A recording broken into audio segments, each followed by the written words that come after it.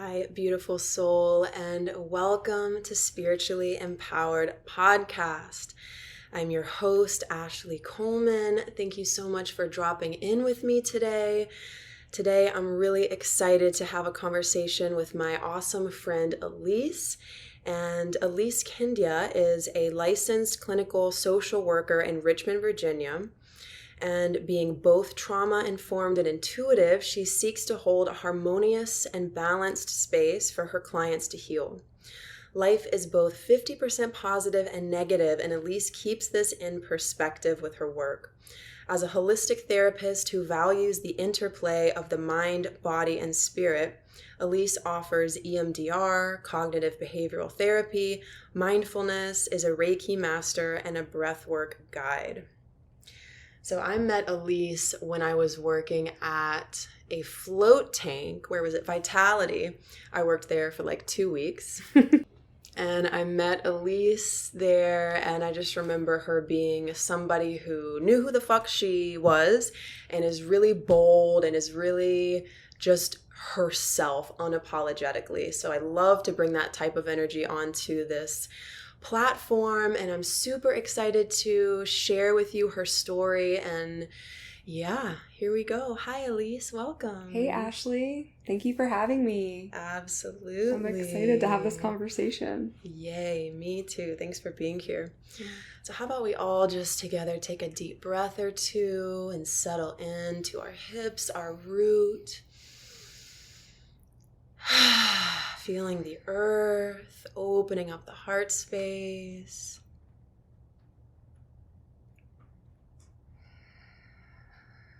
Beautiful. Okay.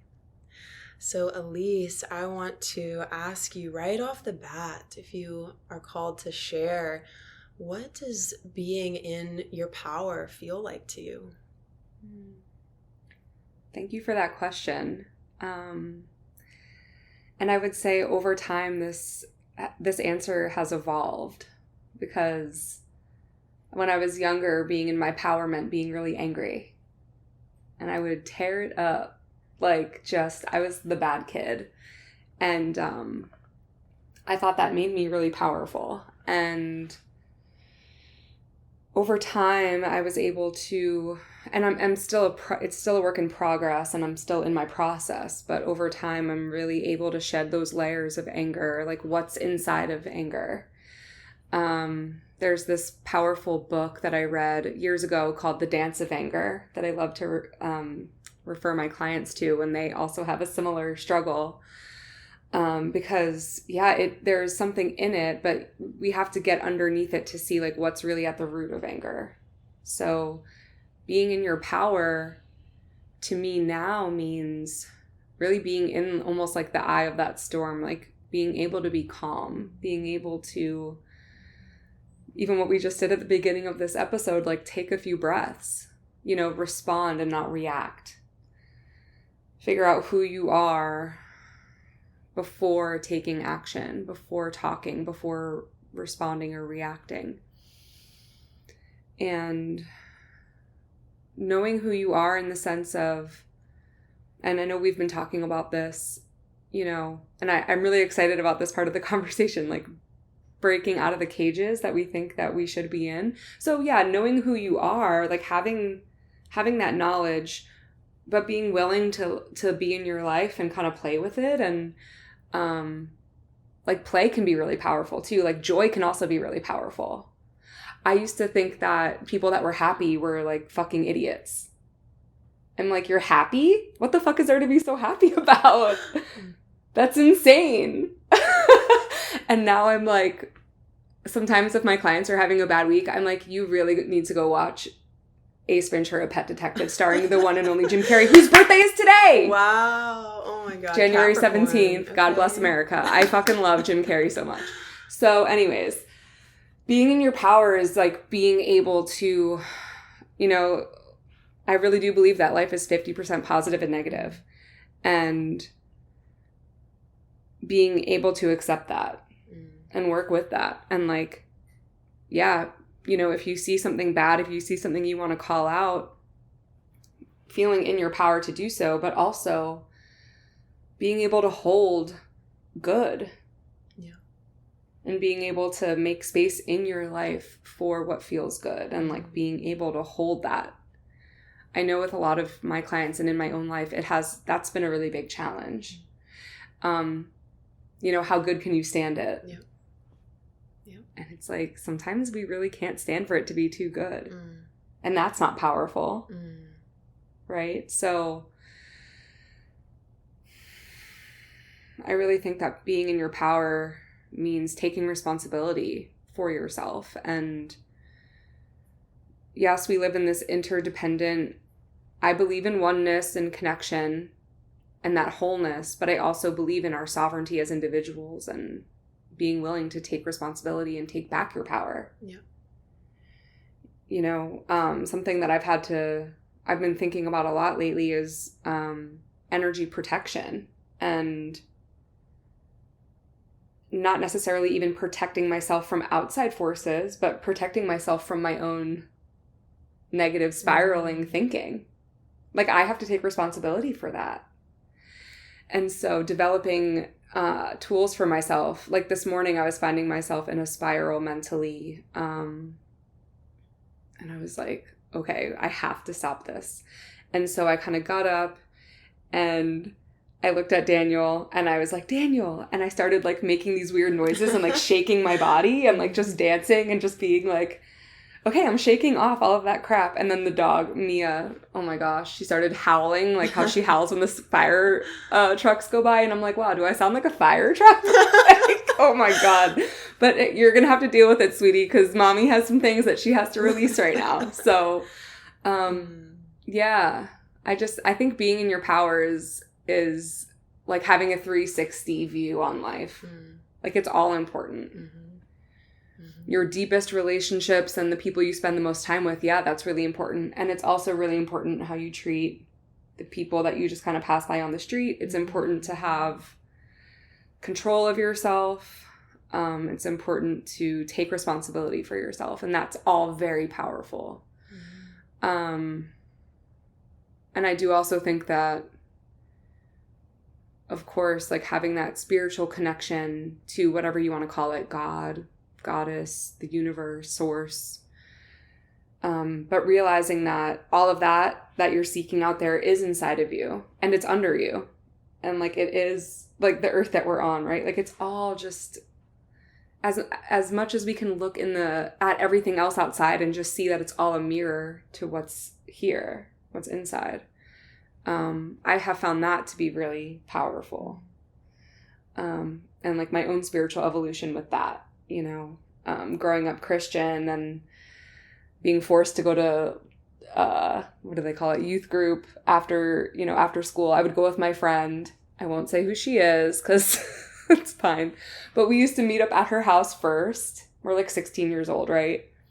Just listening to like pop punk and like punk rock and dyeing our hair. And I'm from New Jersey, like take the train into New York City, go get my nose pierced on my 15th birthday. Like, I was just that kid. Going to my friend's house before youth group, drinking out of her parents' liquor cabinet, and then hitting, Christian soft rock on the acoustic guitar or whatever with like these guys in high school. It's just like, what are we, and so and even before that, growing up in a Russian Orthodox church, there's just so many rules and it's so, I just felt like it was very corny. I was like, if this is what being in a relationship with God is, like, I don't want it. Like, this is all really corny and, like, doesn't mean anything to me. So I took a really big left turn away from religion for a long time. And then I would say, although I've always been interested in it, like, I've always been interested in tarot cards and I've always been interested in, like, crystals. I used to collect crystals even as a kid. But really figuring out what spirituality meant to me didn't happen until probably 2014, 2015, 2016. Really, 2016, I would say, was the year that I really was like, boom, like, okay, I can kind of like turn back towards this concept. And that's when I started a deeper mindfulness practice. I was working in a school And I wanted to teach the kids mindfulness. Having all my trauma-informed background, it's like, you know, there's trauma, and then the opposite of that is resiliency. And how do you build resiliency is you build your inner resources, and how do you build your inner resources is through mindfulness. That was my kind of progression on that path. So then I was like, okay, a mindfulness practice, great. I'm going to teach the kids mindfulness. And then in my program, it was like, okay, well, if you want to teach anybody anything, you have to be doing it. Yeah. And I was like, heard. So then I started my own mindfulness practice, and I would meditate like in my office at work. And yeah, that was funny. But it was really powerful for me to say, okay, like, I don't have to go to a church. I don't have to worship this, you know, this idea of what God is, who Jesus was, this book written by white men 2,000 years ago or whatever. Or maybe they weren't white men. I really don't know. But anyway, the Bible. Maybe I don't have to do religion that way. I can do, I'm putting religion in air quotes, you know, spirituality. I can do that in my way. Mm-hmm. And that has been really powerful for me as, you know, Aquarius stellium, like Aquarius rising, like obviously Aquarius sun. How do I do things in my way? Yeah. I don't want to buy into what everyone else is doing. Like, to me, religion is kind of like a cult, you know? But spirituality is something different. Although they are talking about the same things, sure. I find them to be different. Yeah. So from that point, yeah, when we met at Vitality, obviously was getting really into some new things. I had heard about Reiki before, but then Katie Bosch offered us all Reiki 1 as employees there. And I was like, this is amazing. This is so cool. You can tune into your own energy and you can channel spirit in your own way. That's so cool. And so then I started, just practicing more, meeting more people. You know, you and I connected. And from there, it just is like this daily practice that I involve myself. Like I have to do it every day. Yeah. I feel like I'm like going off, so I don't know if you would. Do you want me to keep going? Awesome. Oh my gosh. That's beautiful. Thank you, Elise. Yeah. So many things I could expand on there. Please, go on. I love hearing your stories and there's so many pieces there that I want to expand on. And something that really spoke to me about what you shared was connecting to the center of yourself and not reacting to life, but responding to life, taking those pauses. And I'm like you, and I got to connect every damn day before I step out into the world, connect in, because some of us are, sensitive, we're all sensitive to different degrees, but people who watch this or who listen to this podcast are, I feel highly sensitive beings. And so in that space of sensitivity, we can be imprinted on. And what led me to energy healing was I wanted to imprint the world versus being imprinted on. And so I want to pause there and then jump to another topic. We can kind of jump around here. As you were speaking, I was thinking to myself, so when you act out of alignment, because as spiritual people, I think we can be very judgmental on ourselves. As we build our awareness, we look in, we say, oh, I've done this thing. Maybe I did it once. Maybe I've done it for the last 2 years. Maybe it's a self-sabotage. Maybe I've hurt somebody else, and this is something that I'm coming up against or having the opportunity to explore in my own life of taking responsibility for how I've treated others and how I've, maybe blocked myself in different ways. So, when you realize that you maybe have stepped out of alignment, how do you reconcile that? What are your steps, or how do you personally, or how do you walk your clients through this, in a way that's taking responsibility, but also kind and gentle? And for me, that kind and gentle piece, I was just talking with someone yesterday because my last name is Kindya. The word kind is in it. And I'm like, I don't identify as a kind person. And I really want to. Okay.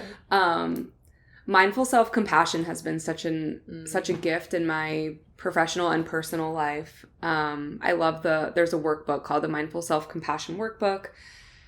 Love that practice. Even just like the practice of like, you have these two hands and like putting them somewhere on your own body. Like, I've got me no matter what. Mm-hmm. Allie always says it this way, like being where your 2 feet are. Mm-hmm. I wonder if that's like an AA saying, but like we get so caught up in these mental, you know, like spirals of, and that's a place I found myself this morning, thinking back all the way to 2nd grade and earlier. What have I done to people that has hurt them? Right. And I just read this amazing passage of this book. It's a compilation of mindfulness chapters of books from different mindfulness authors, and one of them is Sharon Salzberg. And she had this quote about, or she shared this anecdote about her own practice where she keeps in your mindfulness practice, and I think in any spiritual awakening practice, your own demons are going to just flood right to the front. Yeah. And yeah, how do you deal with that? Mm-hmm. And I think that for every person, there's a different answer. But this particular writing, she was talking to her teacher about it. And the teacher said something to the effect of, yeah, everybody deals with that. It doesn't make you that special. And if you don't want it to keep bothering you, forgive it and move on. Like just with yourself. Do I need to go through the Rolodex of every single person that I've known since 2nd grade and call them and say, hey, I think I pushed you off of a swing when we were in 2nd grade. I'm really sorry. Are they sitting there thinking about that? I mean, the fact that I'm sitting and thinking about it, sometimes it makes me think, well, maybe I should.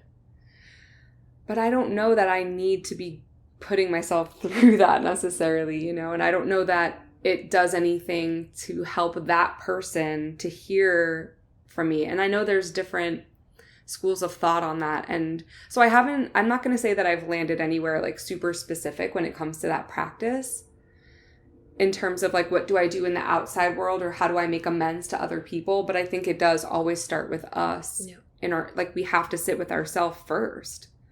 What do I want to do with that? How, and not to necessarily pacify ourselves or make ourselves feel better. Like, oh, I want to feel better. What do I do to make myself feel better? Right. But what do I do to actually make this right? Yes. Yeah. And sometimes it is reaching out to that person. Sure. Yeah. If it's really necessary, if you ask yourself the question and you say, the really compassionate thing would be to loop this person in and give them the opportunity to hear an apology from me or to say what they need to say to me. Maybe that would be the right thing. But sometimes it's, how can I make my side of the street a little bit better? How can I take better care of myself and the people that are currently in my life so that I'm not doing that again? I'm not, right. I don't want to say perpetuate, but, you know, so I'm not taking unskilled action anymore. Yeah.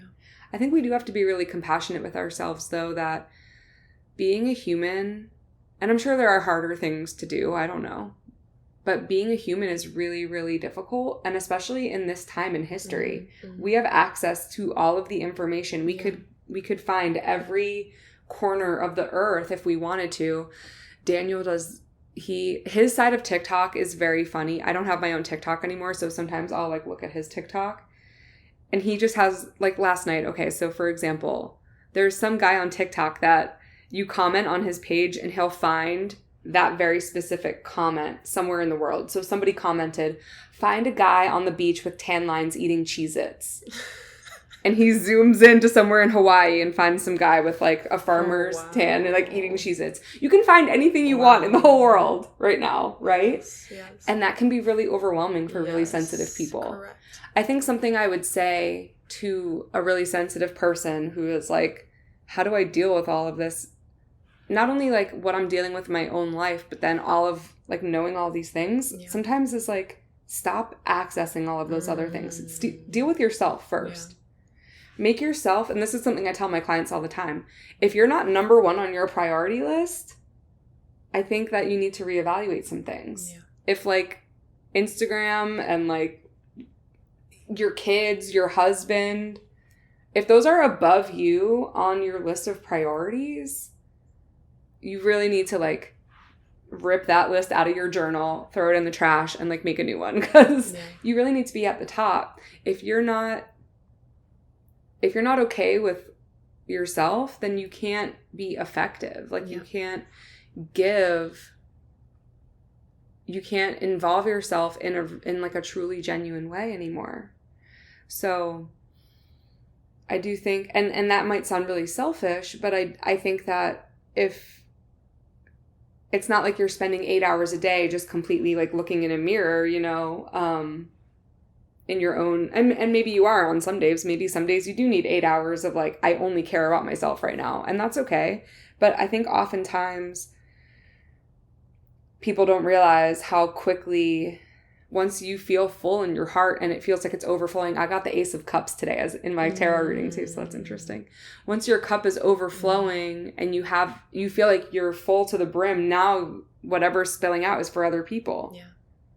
And you can go out into the world and be of service and give.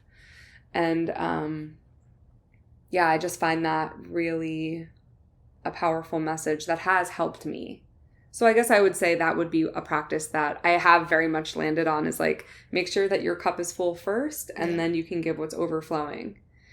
Giving yourself compassion, and you can do this in any moment of the day, like just putting your hands on your own legs and like feeling, okay, here I am and I love myself, or holding your own hand through like a difficult conversation, like be there for yourself first.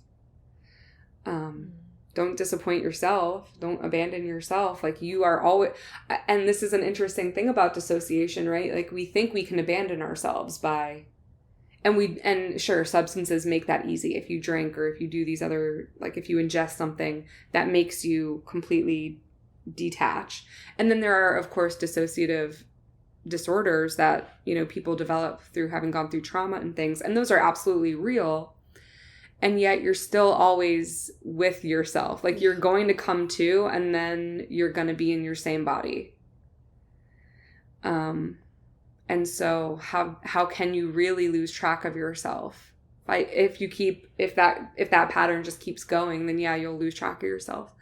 But at some point you're going to wake up, and sometimes for people that's really terrifying and they don't want to be awake in their own life.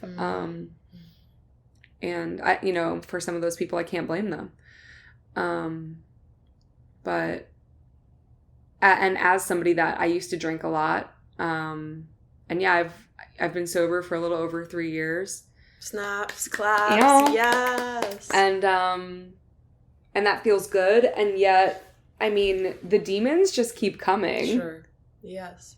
And I'm like, hey girls and boys, can we just like, can you just give me a minute? Like, can I just have like a whole solid week of just like not being confronted with those demons? That would be great, you know, but I would really much rather have the clarity, even if I don't like what I see all the time. Right. Rather than the hazy, distorted. Yep. I'd really just rather have the clarity. Yeah. As painful as it can be. But it definitely feels better than continuing to escape. Yes. And to abandon myself and to not be proud of myself or to not take responsibility for my life. Yeah. Beautiful. Yeah. Oh my goodness.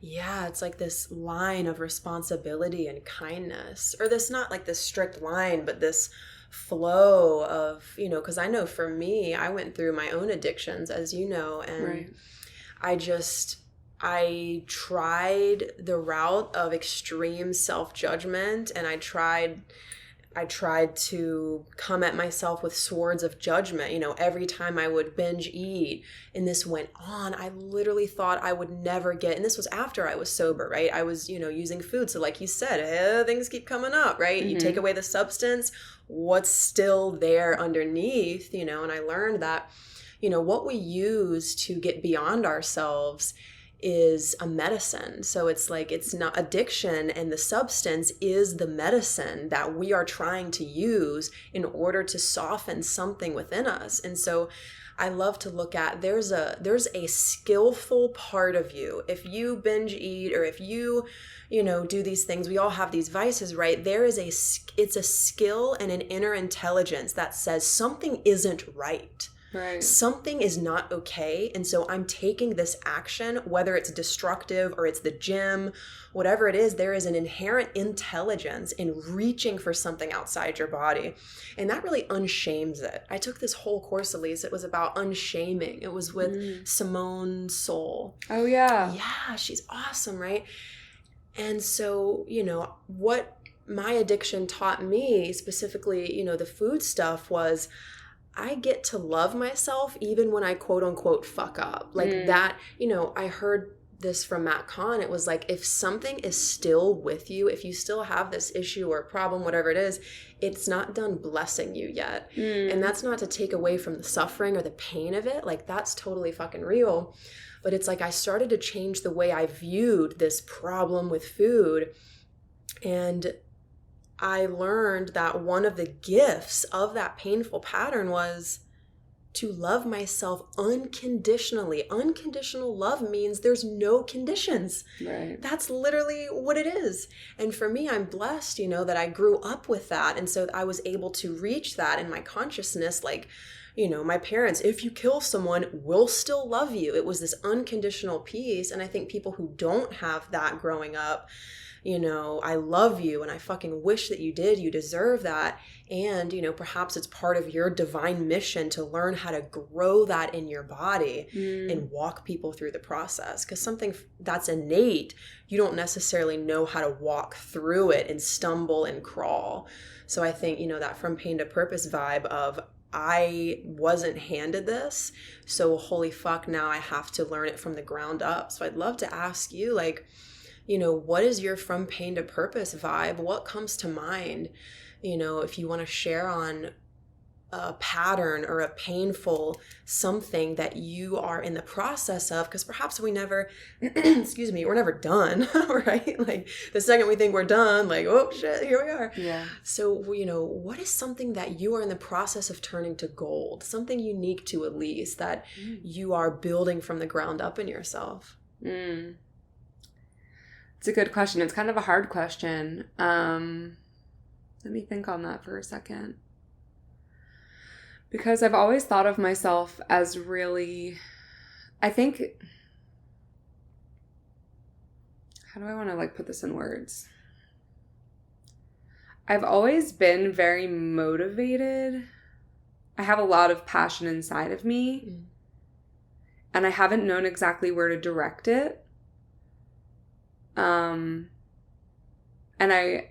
I'm now work for myself, which has always been my goal, my dream, is to work for myself. Even though I was driving over here today and, I'm running late, and in the past that created so much tension because I was always late for work, because I didn't want to be there, and then having that supervisor that I knew would be breathing down my neck and things like that. And it was like just always creating more tension. And then today I was like, I can let that go because I'm my own boss. I'm coming to hang out with my friend Ashley, and we're going to record this podcast, and it's fine. Like, I don't have to worry about being a few minutes late. Like, I'm not in that type of a paradigm anymore. Yeah. Like, what's 10 minutes when... And I needed the extra 10 minutes myself. It benefited me. I was like, let's get the vibes right. So yeah. Period. Yeah. We'll see. So it worked out. So I think for myself, in my mind, I have this idea of like what working for yourself means, what being in business for yourself means. And I'm currently unbuilding that.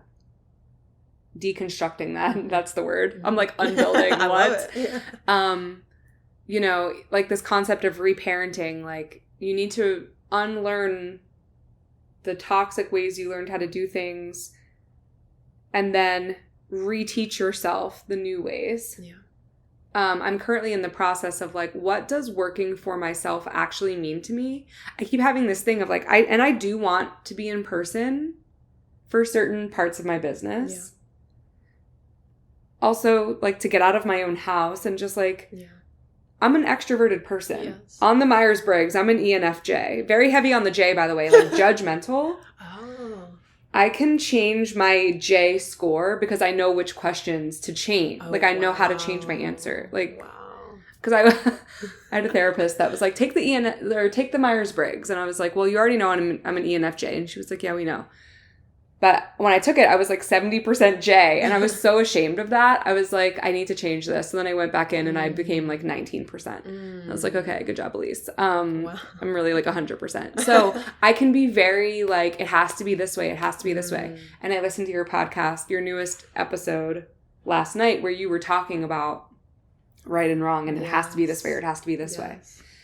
And I think for me, so like from pain to purpose, the words are kind of coming. It's like the pain of it has been that you have to fit in, you have to do it this way. It has to be, it's only right if it's this. And my purpose becoming, and something that I've been thinking, it's actually so cool that there's so many different types of people on the planet right now that you can find whatever the fuck you're into, go be into it. Yes. What? Yeah. Like, I was talking to this girl yesterday she's about to get her LCSW, and she was asking me a lot of questions about, going into private practice for yourself, which I was sitting across the table from her like, girl, I wish that I had somebody like me sitting across from me at your stage, because not to say I wasted a lot of time, but like so much self-doubt just like poured in, and the people I was surrounding myself with were like 60-year-old people that had been doing it since the 70s. So they have a very like, this is how you fit into the box of therapist. Right. This is what it means. And you have to do it this way. And that completely blew open, I would say. And, for me to leave my job and go, I took a year off of working as a therapist when I was at Vitality. I was like, sure, I'll make $12 an hour or whatever they were paying. Like, I don't care. Like, I need a break. Yeah. But I was able to meet so many cool people and then unfuck my brain and say, okay, what would it actually mean to me to be a therapist? I don't have to do it the way that my supervisor who got her license in 1977 or something. Like, that's the year my parents got married. Like, relax. Like, I'm good. Yeah. Things can evolve. That's right. They don't have to be because somebody wrote a book in 1912 and you have to adhere to the DSM and all this. I can make my own rules. That's right. So I think that is one of the ways that I'm turning my pain into purpose, is getting to live my life the way that I want to. And I don't have to do things the way that the board of social work says I have to do everything. I mean, I follow, whatever they have written down, I'm following it. But, I don't take insurance. I'm not, if I have clients that want to submit for insurance, I tell them right up front, I have to put a diagnosis code on that. So I'm going to diagnose you with adjustment disorder, probably anxiety, probably depression. I mean, if that's what's going on with you, that's going to be written down on a piece of paper that your insurance company now has a hold of. So that's on you. But, or that's, if you want that to be your reality, then we can make that happen. I mean, there's definitely some unfucking our brains that needs to go on around like healthcare in general, but, mental health. I think just even societally, I was like sitting and talking to Daniel today, like, wouldn't it be so nice if we could just wake up in the morning and like not feel like we had to do whatever we had to do to just like survive in the way that society has been built. And that's like way beyond me, and maybe that's not exactly my purpose right now, but it's like, it's helping me when I can say to myself, well, I do have my own business and I can decide how I want to run it today.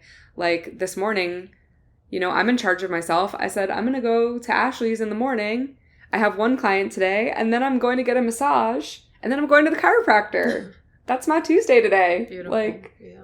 And we, and I would really love for everyone on the whole planet to be able to like look in the mirror and say, how is my energy best used today? And to be able to answer that call. There are a lot of people that they just can't because of, circumstances, racism, poverty, like whatever's going on in our capitalism that's holding people in a certain place. I know, like, but our mind really, if we could, like, take those prison bars out of, like, from around our own thought process, and, like, and here's where Liz Bowden comes in, right? Like, I just had a journey with her, you know, a couple weeks ago, and how do you expand what you think is possible for yourself? It starts there. Right? Yeah. So, you know, and of course I have to acknowledge my privilege in that, and I have had help. I've had, you know, it was expected of me pretty much by my parents, like, you're gonna go to college. My dad's a dentist. He really wanted me to take over his dental practice, actually. When I was in college, he was like, first of all, you're majoring in women and gender studies. That's not what I would like for you to do. Right. We won't go into all the colorful language that my dad uses, but anyway, it was expected of me that I was going to get a higher education, and I was going to be a lawyer or a doctor or something like that. So that was always something, even though I didn't go in the direction that they wanted me to go necessarily, that was always definitely an expectation, or, like, I took it as, I don't want to say I took it for granted, but, like, it was just going to happen. I was going to go to college. I was going to probably go to grad school once I figured out what I wanted to do. And I did. And, like, that's just been my path, because it's kind of expected in my family. A lot of my cousins, I mean, I can't think of any that haven't gone to college. And I have a lot of cousins. I mean, I have like 20 cousins or something. And I think most of them have done some type of, like, post 4-year. And I mean, one of my cousins is like a psychologist at Johns Hopkins. Like, she's brilliant, you know, and another is, she works with kids with autism, and so she has her doctorate, and, like, so there's just, it's, like, expected in my family. Mm-hmm. So I acknowledge that privilege, that's something that my brain was already to that point of, like, well, that's going to happen. Yeah. But now it's like, okay, well, what does it mean to me? Like, I get to decide what it means to me. And so I think that's for everybody, no matter where you are in life, what you're doing. What does your life mean to you? And what do you want to make it mean? What do you want people that are in your life to feel from you? Yeah. And how do you want to treat them and yourself? You just unfucked my brain a bit, Elise. Bringing the Aquarius energy, the revolutionary, what is my way? I love that you had that light switch, and I love that you stepped out of your practice because and this is just me reiterating in my own way, correct me if I, say something that doesn't fit, but you felt this enclosure and it wasn't fun, and then you stepped out of that. I'll make $12, like, that's better than feeling this constriction around me. And then it's like you realized, wait, I get to make this whatever the fuck I want to make this. I had a similar-ish moment where after my 4 years in college, and I'm very privileged too to have all these options and things, and I think, for me now, that's something to celebrate versus something to be ashamed of. Right. Because I really had felt, with, my dad being an entrepreneur and with all this abundance and legacy that he's created, I used to feel ashamed of that. And that shame would actually stagnate my energy and my ability to serve the world. Right. And so now that I feel excited about the epic resources I have, and excited that, oh my God, like, I can, do whatever I want with my life. I get to serve from a space of freedom and abundance versus shame. Right. So that's been revolutionary for me. And I remember after my 4 years, I was like, fuck, what am I going to do? This was after I graduated from VCU, and I loved VCU. I ended up loving school. After I hated it and I was in my addiction, I was like, wow, I really love it now. This is awesome. Oh, good. Because I get to pick my schedule, and I get to decide, I want to go to class at 10 p.m. Let's rock it out. Yeah. I miss those days of, like, being in the back end of, like, ooh, I get to choose my whole, and reading all the descriptions of the classes and stuff, and being like, wow, I cannot wait to take that class. Right. Yeah. And then it was the puzzle puzzle of, well, shit, I literally have to puzzle every class and every location, you know, so that was a little tense piece of it, but yeah, still awesome. Once and it worked out and fell together, it was like fun. Yeah. Oh, I'm with you on that. Yep. But I had this experience. My sister's a Gemini and another air sign. She's super like on point with what she brings out in others, you know. And I was sitting in my family room and I was like, oh, do I want to go to grad school? I was researching all these schools and all these things. And I felt this pressure to keep going with, you know, education in this specific way. And she looked at me, she said, Ashley, you know, God bless her. This question changed the course of my life in a way. She was like, when you're on your deathbed, what do you want to be known for? What do you want to have mastered in your life? And I was like, it just stopped me in my tracks. And I soon realized, I want to be, you know, I want to do energy medicine. Like, I want to be known for soul healing. Like, that's what I want to do. And so that changed the course of my path. And then I had a therapist at the time, found a shamanic training, and all this like momentum started to build up. And I think that question gets to be different for us. You know, maybe I wake up tomorrow and I'm like, what do I want to be known for? Or what do I want to leave behind? And maybe it's different. Sure. So in that sense of evolution and unboxing ourselves, what's the truth today? You know, maybe you have the same truth for 10 years. Maybe you wake up and you're a different person today. And letting that be, like letting that, oh shit, I don't give a shit about that anymore. Or like, wow, I really care about this so much. Or if it's not different, is it, like, I mean, it can be different. What if it's just more? Right. What if you're this and this? Yeah. Yeah, and that's really exciting. It is. A lot of people don't think like that. And so just, it's really, I think it's really important to surround yourself with people that you are inspired by. Correct. That bring out the best in you. Like that, to have a sister that's going to ask you that question and stop you completely in your tracks for like, because if you were to then apply to one of those programs, then, I mean, the way that all ends up unfolding is like, there's 4 more years of your life. Yeah. And then what you care about. Yeah. So surrounding yourself with people. I love, that was something Manifestation Babe said on her podcast, where she was like, never take advice from people whose life that you don't actually want. Like, if someone is going to give you advice and you take it, it has to be something that turns you on and is really inspiring and that you would actually emulate and want to be like. And so that's something she, honestly, it's so wild the way that like the dominoes just fall. I had left my job in 2018. I started, have you heard of Rebel in Richmond? It's this group of entrepreneurial women. No, I think maybe you shared it with me once. Probably. Maybe, yeah. They have this conference called RebelCon. Right. And so I was like, well, I'm going to go to that. And started following all these women from there. And I followed this one girl, Sydney, and she had posted something and had tagged Manifestation Babe and James Wedmore. Who are these people? So I start following them. Mm-hmm. Oh, they have podcasts. I'm going to start listening. Mm-hmm. And, you know, they're, of course, back then, 2018, they're really about just like, I made my first $1 million. Yeah. Da-da-da-da-da. It was all about like money and business. But both of them have so much like evolved into spiritual people. Yes. Yeah. Like Manifestation Babe has her breathwork stuff. And even in her program, she teaches breathwork. Right. James Wedmore now has moved to Sedona, just like living on a vortex or something. But like, yeah, that was definitely part of my spiritual evolution too. Like how is your business, like your business is part of you, your spirit is part of you, your body is part of you, your mind is part of you. Like all of this stuff is all just a part of you. It all interplays together. It all is woven together. So yeah, but when she said that of like, why would you take advice from people that you don't want to be like? And I was like, good question.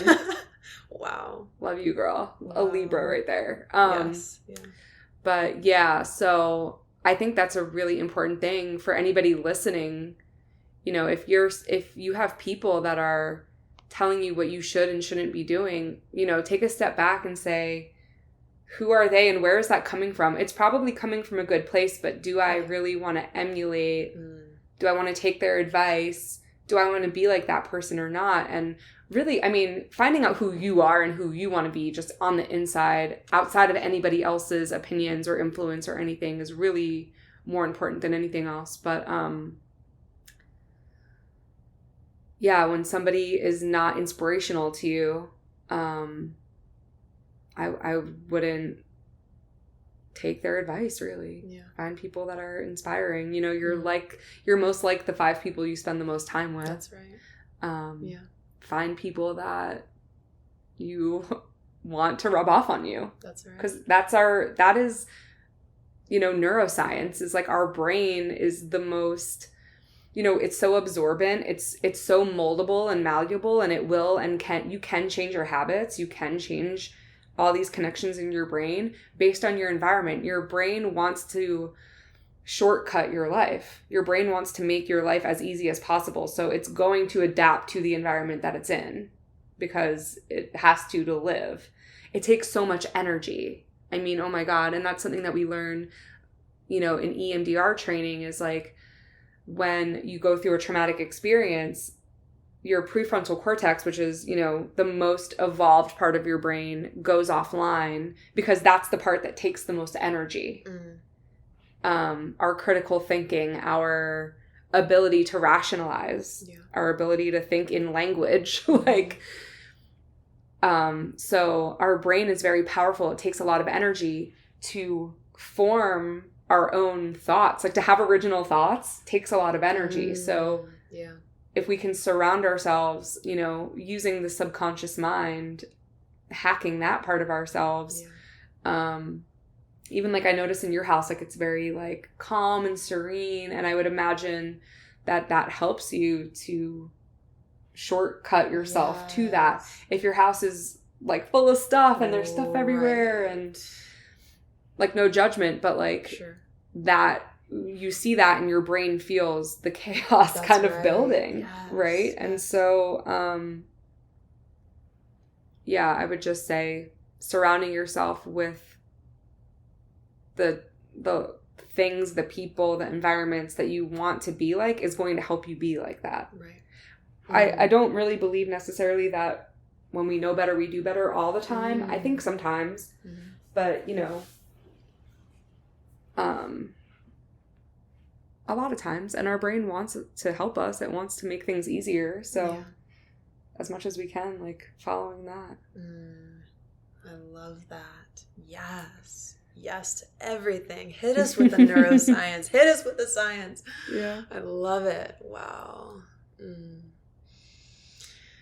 Elise, what advice would you give to an empathic soul who has so many gifts and so much energy and wants to be quote unquote free from the matrix, which I know, and maybe other people feel this way too. It's a freedom in the mind. It's a freedom of consciousness. That's where it starts.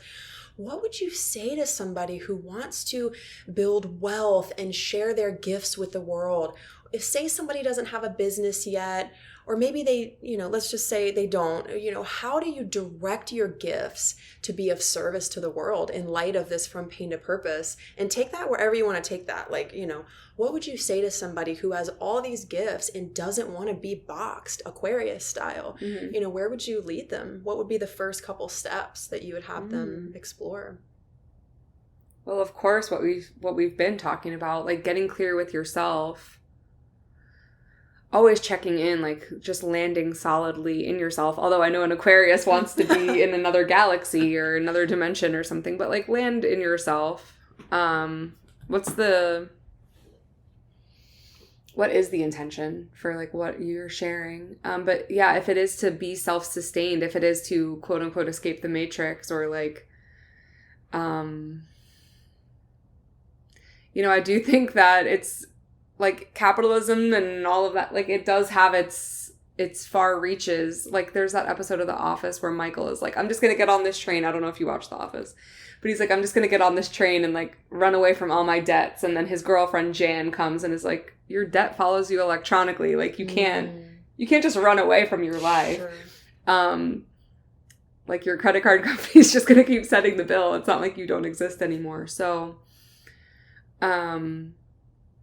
I would say like, and that's where I think balancing that like 3D reality of like the situation that you are truly in, like taking stock of that, like being really real with yourself. Do you have debt? Do you have bills? Like how do you want to live? what's possible. But if you have goals and you have a vision, like taking steps towards that vision. I was talking to a client about this yesterday, you know, it's hard to know what to do today if you don't know where you want to be in 25 years.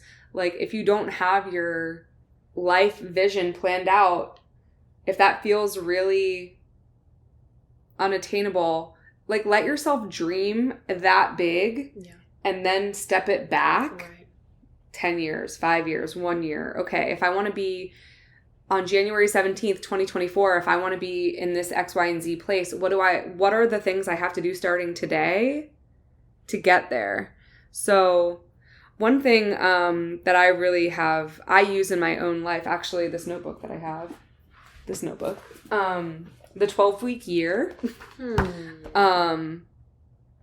So instead of working even in year chunks, like working in 12-week chunks, working in quarterly chunks, and having goals that you want to achieve within those 12 weeks. So that helps chunk it down so much to like, what can I actually take action on today? Like what feels right, you know? If something that you want to be known for is sharing your gifts, like, do you have an Instagram account? Sign up for one. Go live. One person might show up. It doesn't really matter.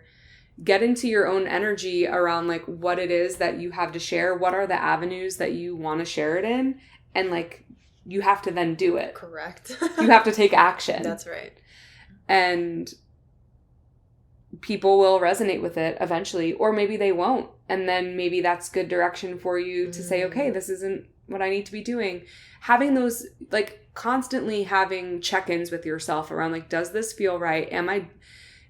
Are people resonating with this? When I do get to connect with somebody, does it feel good? Like for me, okay, so therapy is mostly what I do. One-on-one, it's a lot of talk therapy. We're working through trauma. So, you know, a good amount of my clients, we do EMDR.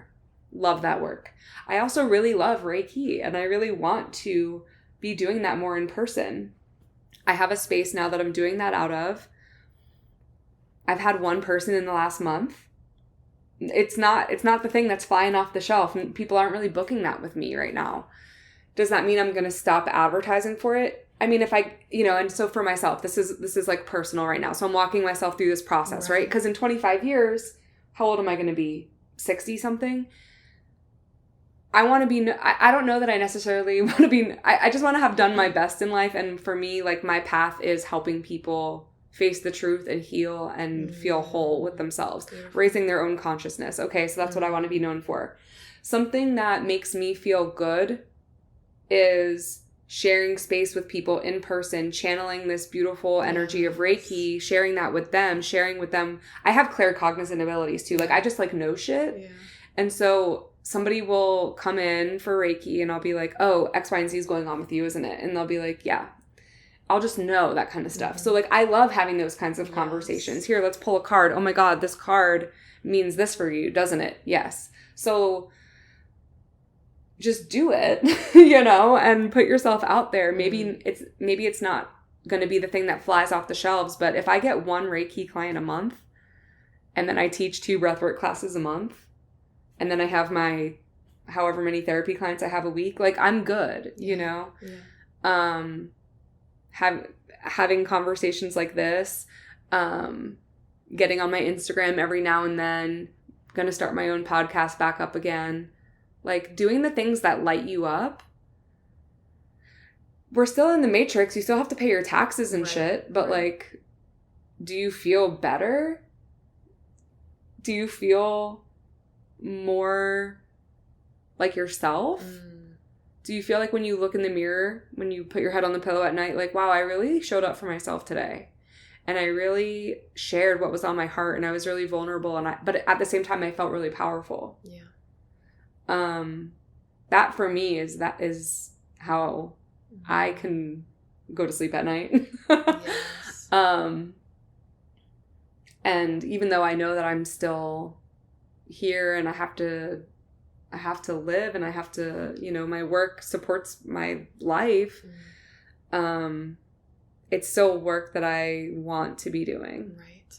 So I would say that, yeah, you know, I have a client that works at Capital One and tells me all the time how much they love their work. I could never be you, but I'm happy for you. Yeah. Good for you. At least there's somebody in Capital One that likes what they're doing. Amazing. And it's not everybody that just hates their life and it's just a freaking drain on society, right? If you can wake up every morning and you log into Capital One and you're happy, good. Yeah. I'm glad. Yeah. If you wake up every morning and you go to work in my Reiki teacher, she used to work in a dental office, hated it. Mm-hmm. So then she said, okay, I'm just going to stop and I'm just going to do Reiki all the time. Yeah. Teaching, offering one-on-one sessions, whatever. But if she were waking up every day and like those 3 days a week that she was working in the dental office, she loved that.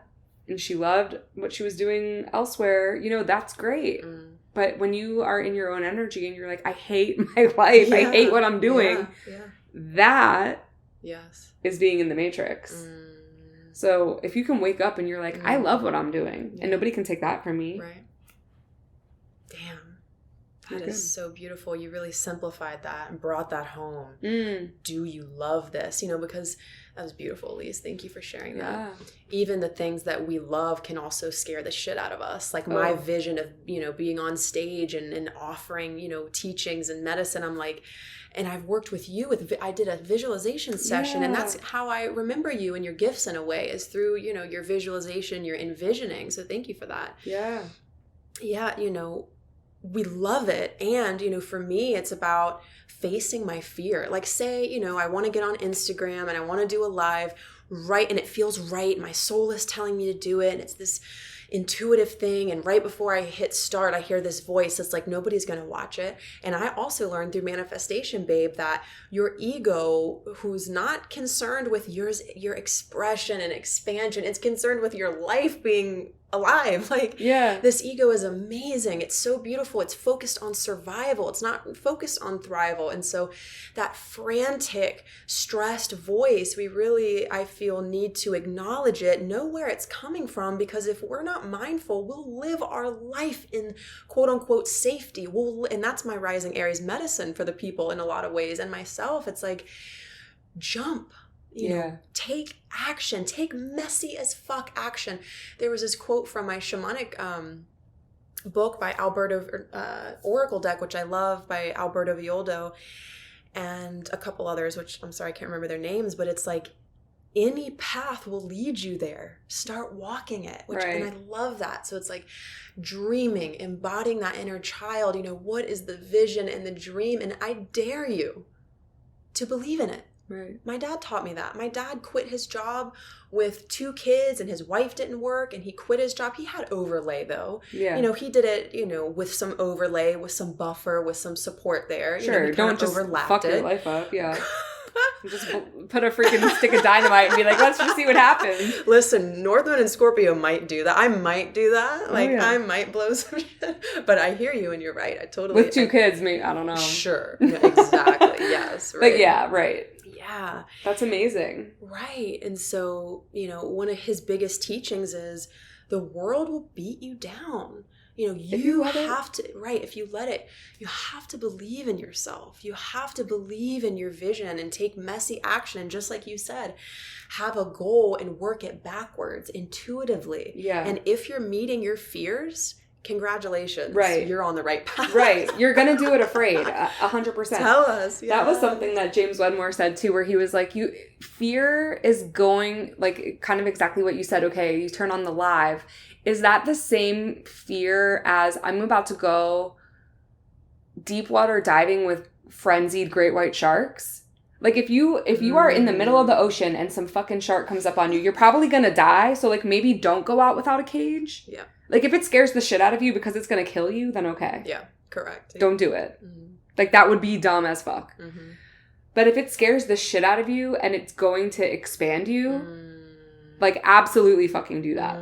There's no way you shouldn't do that. Yeah. Like, and it's, you know, easier said than done. I know I've definitely been there, but pressing play on a live, like, unless your phone turns into like Ghost in the Machine, which is a horror movie that I saw in like 3rd grade, and like literally like reaches a hand out and like strangles you, it's not going to kill you. Right. It's not. I mean, it might be embarrassing if nobody comes on. Yeah, that's embarrassing. But like, at least you have the live now. Save it. And you know, somebody might be scrolling back through your stuff. And, you know, in a few months when you keep showing up and there's more and more and you have more content out there, people are going to scroll back. I probably started listening to Manifestation Babe when she had like 50 podcast episodes maybe. And I scrolled, once I listened to like the first few that were like recent, I scrolled all the way back to the beginning. That's right. And I listened to all of them. Yes. And then I haven't listened in a hot minute, but you know, I was like following her for a while and listening. Like when she updated her podcast, I was listening to it. Like I really found value in what she was saying. She doesn't give a fuck. Like she's like, yeah, really. God, ask me if I care. And that was something that came through on my journey with Liz, like this voice of just saying like, who cares? Yeah. We take life so seriously and like there are some things we should take seriously. Yeah. Absolutely. And when it comes to these kinds of like sharing of our gifts and yeah, it's vulnerable, but like you're overthinking it. Trust me. Like you are overthinking it. And I say that from like, I'm overthinking it too. Yeah. But here I am. We're over an hour into this podcast. Like we're not overthinking it that much. No. Just letting it flow. Right. And like, it's fun. Yeah. It's not that big of a deal. Right. You know? And balancing the structure and the flow. Yeah. Because I feel in order to kind of channel, for me at least, and I'm sure you feel this in your life, that little bit of structure, whether you read it or not, having some formation of energy is helpful in moving forward and having that freedom. Absolutely. Yeah. Beautiful, beautiful. Okay, my love. Well, talk to us about your work and maybe we'll kind of close up there. Tell us about, you know, what you love about your work and also what you're excited for. So share with the beautiful people here what you do, if you have openings, what you love about your work, and then what you're stoked about moving forward. So I think right now, and thank you for that question, I think right now what I'm loving in my one-on-one work is EMDR. I have a client that we've done a few, I don't know how many sessions we've done at this point. Maybe like way less than 10, maybe 5, like solid EMDR sessions, which stands for eye movement desensitization and reprocessing. So it's this type of therapy where you go into a memory and as the therapist, I walk you through the different kind of like levels, your energy body, right? Like your thoughts, your emotions, your bodily sensations, like the subtle energy, your beliefs about yourself. And I kind of trigger my clients when we do EMDR, like we're going into like the first and worst memory associated with this trauma for you.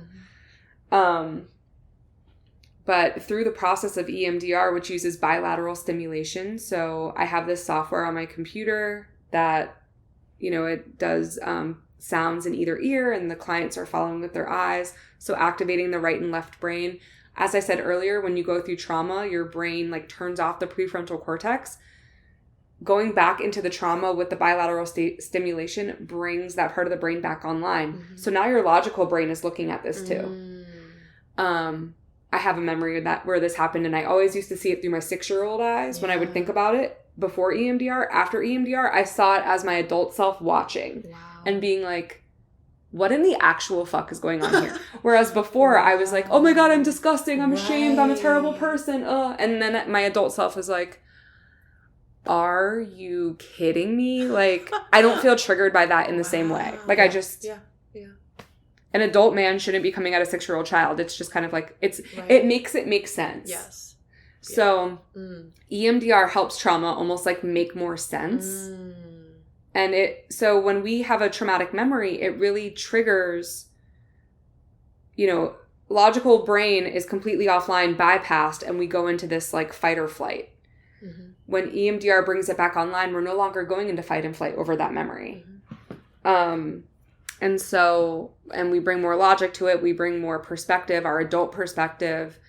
And it just helps us like literally just, we can't change the fact that it happened, but we can feel better about it. Yeah. And it doesn't send us, right? So I have this one client and we've been doing this one memory and she was like having to go to this physical place in her life that this traumatic thing happened. And, you know, she was like, when I used to see that place, it would trigger me on and we use this scale called the SUDS scale, on a scale of 0 to 10, how disturbing is it? For her, it used to be like an 8. So she would see this place and she would be so disturbed it was on a level 8. That's pretty high. If you can think about being like triggered, right? And then she was like, you know, over the holidays, I had to go back and see that place. And, you know, I was at like a 3 when I saw it. So she went down 5 points. That's very significant when you're dealing with like, am I going to use drugs or alcohol to cope with this being on a level 8? Am I going to just dissociate? Am I going to, like, how am I going to cope with being that triggered? Now she doesn't have to make that choice because she's not as triggered, right? Yeah. So that's very exciting to me. Yes. I love that with my work. And I definitely am accepting clients for EMDR and other types of therapy. But I really just love EMDR because it's very clear, organized. Like it just makes sense to me. I just really love it. And I think when clients give it a chance, they get really, really good results. Sometimes it can be kind of, you know, people don't love to do it because it is triggering. But when they do get the good results with it, like I had a client who I've been seeing for a few years now. We had a session yesterday and we hadn't done EMDR in a while. And she was like, I really want to do EMDR today. So you can just jump in with it too, which is nice. And it helped her go from, I think she was at like an 8 and she was down to a 0, which is like really the goal. So there's that. And then other things that I'm doing, I guess like where I'm going and what I'd like to be doing more of is breathwork classes. Over the summer, I got a breathwork teacher certificate. So I'm excited about that. I teach that at Bod Wellness, which is in Scott's Addition, as well as at Tao, obviously in Carytown. January 27th is my next one at Bod, and February 4th is my next one at Tao. I love doing that. I would love to see, you know, I tried to do a retreat over New Year's. It didn't pan out, but that's something I see for myself this year is either leading a retreat or co-leading a retreat with other people. Doing breath work at retreats, as well as, you know, meditation, Reiki, journaling. I have my journal that, you know, I published through Amazon, so that's available. And that's a combination of prompts and blank pages because I love journaling. I journal every single day. It's wonderful. You should grab it if you're called to. Yeah. Thank you. I love that, the expression. I'm something that's moving for me kind of personally too is more just expression, like sacral area. Like I've been going to ecstatic dance a lot. I just went this weekend and that was really fun. And a neuro was like, you're like the vibe ambassador. Cause I'm just right there in front of the speaker for like the whole hour. Wow. I'm just like losing it. Or like you. Yeah. I was nervous to go into the big like heated room. I was like, I walked right in and there you were. I was like, what's up? Yeah. And then she was at a retreat this past weekend where I went to that. Right. And in I was the same, Gotcha. just, wow. So that's been really fun. So that's something that I'm leaning into more this year of like, just expressing myself more and wanting to be in community more, being like COVID being pent up and I work out of my house. It's, you know, I just see that ending and I just want to go out. So beautiful. I would love to connect with more people in person. I'm looking for an office kind of like, casually is a word. I'd like for it to be the right fit, but that's something I see for myself at some point. So yeah, a lot moving, a lot going on. Nice. Yeah. Beautiful. I love it. It's very multi-dimensional, yet there's just this common thread of all the things that you do of like empowerment and individuality and healing. And I love what you shared, you know, what you wanted to be known for. It was like, you said it so beautifully. So anyways, I'm not even going to try to repeat it. But okay, Elise, thank you so much. Is there anything else that you feel called to share? Is there anything else you want to leave with those who tuned in today? And obviously after that, we'll link in the show notes how people can find you and you can share a little bit on that, your website and stuff. But is there anything else that you feel called to leave with the listeners today? Yeah. Well, if you hung in this long, thank you. It's like long. But yeah, just that, everything around you is a mirror. And if you can love yourself through those difficult moments, you have nothing to worry about. Like, please be your authentic self. Show up. Be sensitive. Go read that book, The Highly Sensitive Person. There's a lot of people out there that identify as that, and you're not alone. So don't feel alone. Go out and share your gifts, and don't overthink it too much. Just feel. We need to feel so much more than we think, and that is my lifelong lesson. So I'm learning it, but just go for it. That's all I just want to encourage people to go for it and embrace yourself, because you matter, and what you have to say, what you have to share, it all is important. It's on your heart for a reason, so share it. Beautiful. Oh, I love, love, love, love, love that. Thank you for that empowerment, for that reminder. Thank you. Absolutely, love. This has been so much fun. So please tell everybody, and thank you for listening too. Thanks for hanging around with us.